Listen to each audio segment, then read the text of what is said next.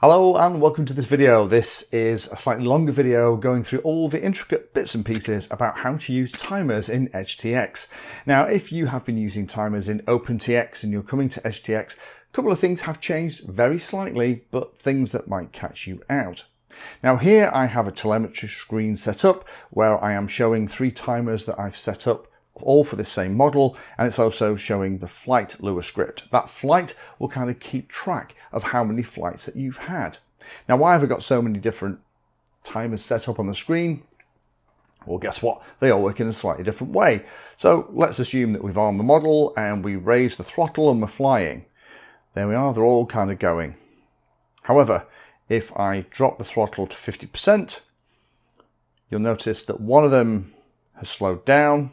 If I then drop the throttle completely, you'll find that they've all stopped apart from this one here. So why would that be useful? Well, there are instances where you just want to measure when the throttle is not in its off position. So that could be useful to kind of track how long the battery has been used. So that is what this first one is doing. So as I drop the throttle, it stops. As I raise the throttle, it starts to count again. You might also want the timer to count down relative to how high the throttle is. So it might be that at full throttle, your model gives you 5 or 6 minutes of flight time. But if you're careful with the throttle and you fly at half throttle, it gives you twice that. And that is what this second one is doing here. It's counting down in relation to the throttle. So if the throttle is at 100%, time will count down at normal time. If it's at 50% throttle, then it's going to count down at twice as slow. That hopefully makes sense. And if it's completely zero, then both of these timers will stop.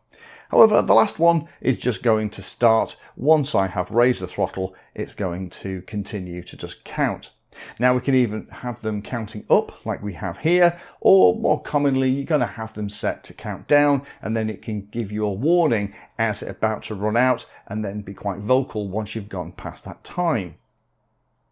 So let's go and have a quick look at how I set this up. I'm going to press the model menu, and here on the very first screen is where you need to set everything. So there are the 3 timers, timers 1, 2 and 3 in a nice row. Let's look at how we've set these up. You can give the timer a name. It's incredibly useful to be able to do that so that you can remember which is which. So, you know, throttle percentage or timer 1 or whatever you want to call it. And you can have a multiple set of settings. So you can have it as off or on, so it just happens all the time. You can have it to start at a certain time, or these last 3 are the ones that we're looking at here: throttle, throttle percentage, and throttle start. So the way that I used to use it, as I would have in the old days on older dumber radios, have it set to start, and I would set it on a switch, and that would mean that that switch would then activate and deactivate the timer. However, in reality, I would invariably forget to flick that switch, and these days it's easier with things like arming switches for flight controllers and throttle cuts. If you make that switch the same as the throttle cut, then as soon as you flick it, the timer is going to start. However, I like these 3. So throttle is going to make it so that the timer starts once the throttle is raised and the configured switch is activated. You can add another switch as well so that it only happens. So maybe you want to have it so it only is going to be active when the switch is in the arm position. So if you're just playing around with it, it doesn't start it. That might be a useful thing to do. But really importantly, it will stop the counter when the throttle goes back to 0 position. This is the way that I tend to use it. To be honest, it's just a way to automatically stop and start the timer. The next one we'll talk about then is throttle percentage. That's where the timer counts proportionally to the throttle. So it counts in real time if the throttle's at 100%. If the throttle's at 50%, then it will take twice as long. Last one then is throttle start. That was timer 3. This is where as soon as the throttle moves, it's going to start counting. And the only way to stop it is to basically reset the timer or come out of the model. Then we have the ability to set a time. So we can either have it set, if it's set for 0, it's going to count up like we just saw. However, we can absolutely set it to be something else. So let's set it for, I don't know, 3 minutes or something like that. So let's set it for 3 minutes. So that's going to now count down. Direction, we can say, see the time remaining, or we can show elapsed. We can have a minute call. That can be very handy. I turn that on for a couple of my friends who get a little bit carried away. The countdown, though, is really good. The countdown can either be silent, where there's no notification given until the timer reaches 0. And when it reaches 0, you will hear a beep, just to let you know that it's got to 0. If you set it for beeps, then the way that works is the radio will beep every second, starting at the time designated. That can sometimes be a little bit annoying. Voice, you can have it set so that the radio will count down by second, starting at the time designated with a voice.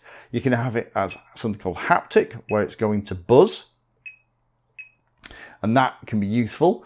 And then you can also have it in later versions where you can have it as either beeps and haptic or voice and haptic.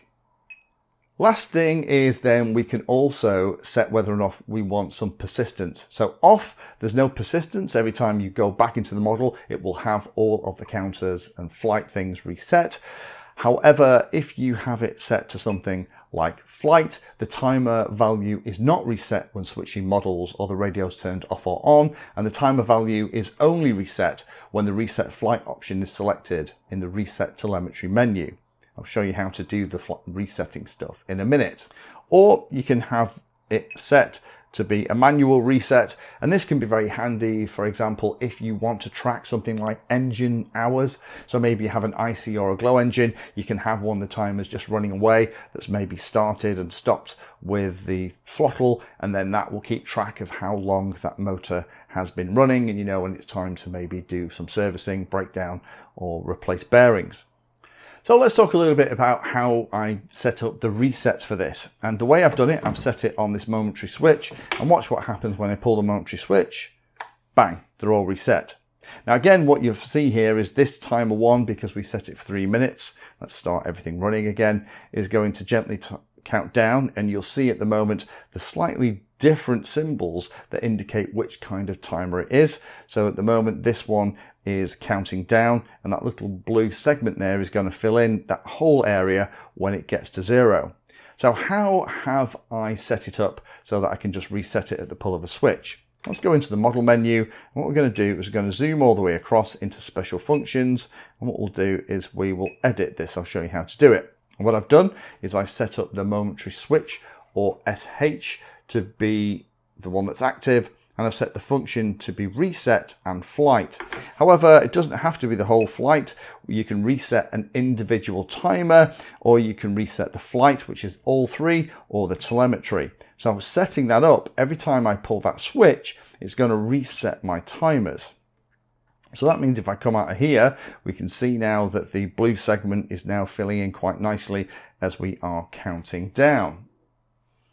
Last thing I'll talk about then is how you can get the timers onto the screen. This is the slightly more graphical way of doing it. However, you can have them just as a number. And this is one of the standard things that you can do. You can set up telemetry screens. So I've got 2. If I press my telemetry button, we can see that I have 2 screens set up. One is just 3 lines, and I've set up the widgets so that each of them, if I select the widget, is going to be a timer, and it lets me choose which of the timers that I want, and I've just added them to each of those windows.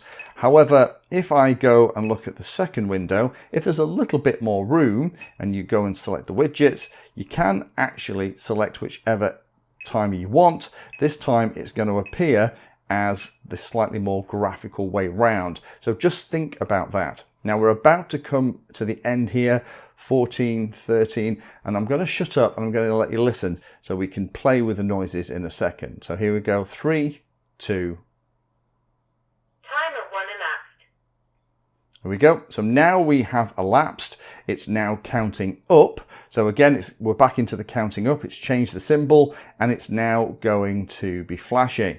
So we could make it so that that becomes haptic. We get more announcements. And again, to do that, what we do is we come down here and we would change the countdown. Let's turn it voice for the last 10 seconds. We'll change the timer so we can see this. So we'll reset the flight, and then we'll have it counting down. Now you can see it immediately starts to count down, and that is because what we've set it as timer 1. 20 seconds. We set it start rather than anything else. It's going to start automatically. So let's just carry on with this. Here we go. So she's going to count us down. 10, 9, 8, 7, 6, 5, 4, 3, 2, 1. Timer 1 elapsed. And that is a handy thing to set up. If you have somebody that is constantly running their batteries a little bit lower, then you can set that kind of setting up, and very easy to figure out what is actually going on. Hopefully that's been useful. That's how you kind of set them up. Massive amount of complexity in this, but I see most people would normally just get rid of most of this and just have it set for something like throttle. That way, as they increase the throttle, the timer is going to start, and then when we decrease the throttle, the timer is going to stop. And that, for most pilots, is all they're going to need. But if you want more sophistication, if you want the ability to do things like track engine hours and have things persistent, you can do that. You can also have things like you can select the flights, so you can do that. Now with flights, one last pro tip is you can change which of these settings is going to make the flight stuff work. So for example, you can have the minimum flight duration for which is considered a flight, which is the motor channel that it has to track, and which is the switch that's going to turn it on and off. That can be quite handy as well. It just means that you can keep track of how many flights you've had on a particular model, and also potentially using a timer, also keep track of your engine hours too. Thank you for watching my video. Check out the playlist, and adding Pedantry 60 to your search terms will help you find my content. If you haven't done so already, please hit the like and subscribe button. It helps a lot. You can support the time I spend here answering questions and helping others by using the links in the video description.